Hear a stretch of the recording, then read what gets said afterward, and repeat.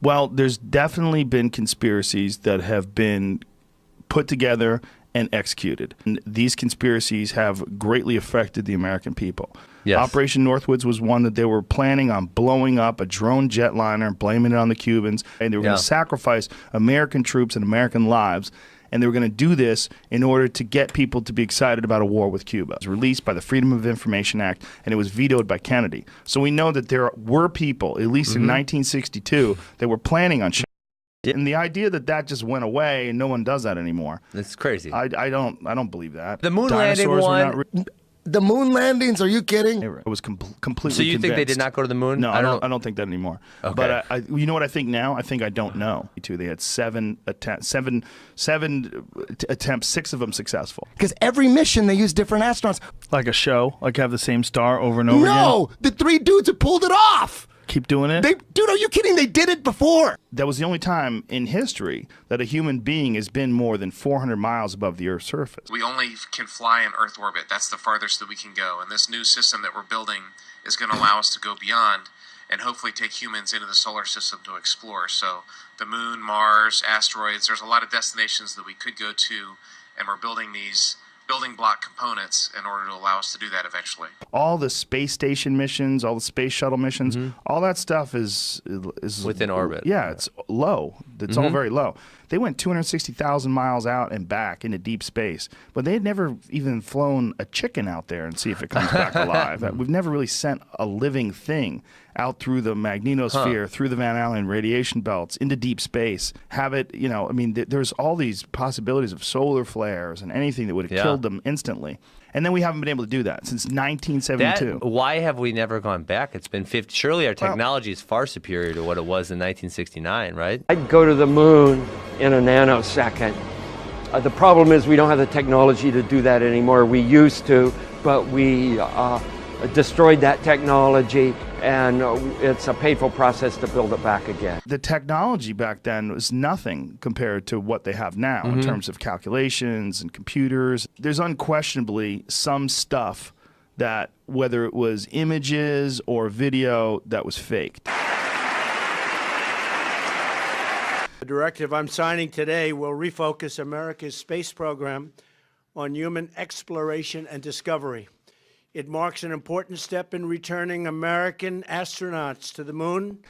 People have always said we're going to go back to the moon, but we haven't been back since 1972.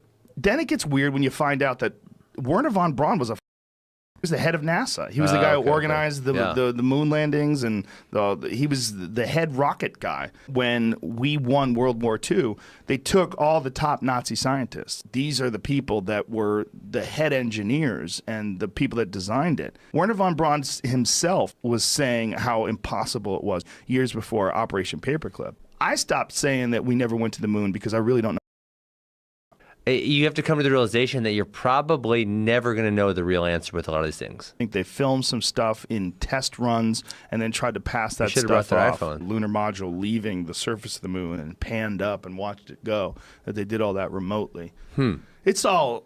There's some squirrely footage. Are you kidding?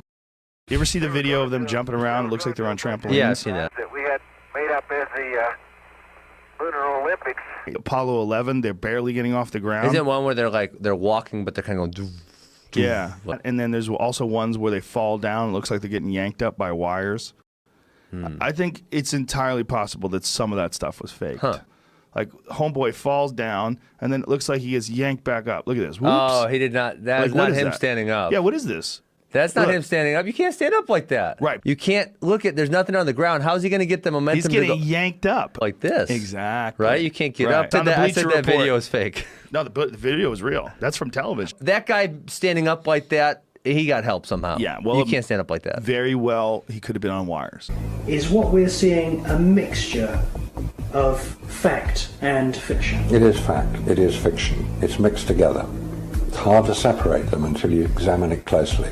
You know, Neil Armstrong gave this real cryptic speech on the 25th anniversary of the moon mission saying that we have only completed a beginning. We leave you much that is undone. There are great ideas undiscovered, breakthroughs available to those who can remove one of truth's protective layers. You're supposed to say, yo, I went to the moon, bitch. Maybe he's giving it away. Truth protective layers. Like, I don't even understand what that means. The press conference is one of the more fascinating things. These guys look like they just stole something and they're being questioned. They might have been forced to say some things that they didn't want to say, and that could be part of it. There's a lot of weirdness with the moon landing. Who benefits from it? The United States government did, because it showed military superiority over the Russians. The Nixon administration, people were just flat out full of shit. Of course, these things are fully choreographed and edited in advance to make sure that there's nothing too obvious that you can see that gives away that this is a suspension in front of a blue screen hoax. This stuff, they would air it on TV once in 1969. You never see it again. Dan sat in the pilot's seat during this operation, sort of monitoring the motion of the vehicle, making sure that it was steady and that there were very few vibrations of any sort. This is a picture of the INSAT actually being deployed from the spacecraft. It could have been that they were using that to simulate what it would be like, because they definitely filmed a lot of simulation. It's entirely possible that some of those simulations got passed off as being an actual video of them on the moon. Sure. Having seen hundreds of rocket firings when I was employed by Rocketdyne, I know that the jet of the lunar module lander, the lunar lander, would have created an enormous crater. It would have scoured the moon's surface. It would have tossed up rocks, sand, everything, and created a crater maybe so large that the entire lunar lander could have sunk into it.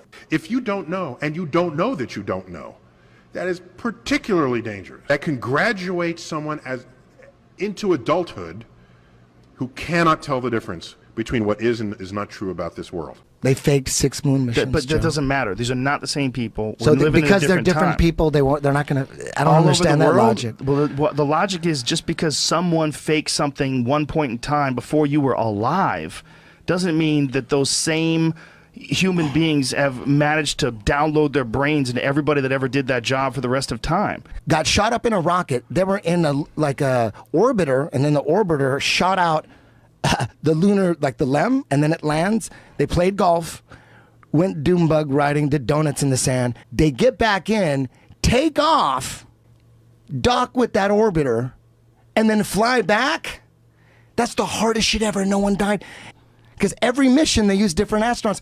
Like a show? Like have the same star over and over again? No! The 3 dudes that pulled it off! Keep doing it? Dude, are you kidding? They did it before. Yeah.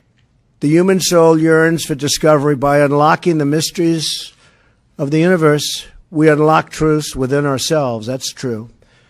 Our journey into space will not only make us stronger and more prosperous, but will unite us behind grand ambitions and bring us all closer together. Wouldn't that be nice? Can you believe that space is going to do that?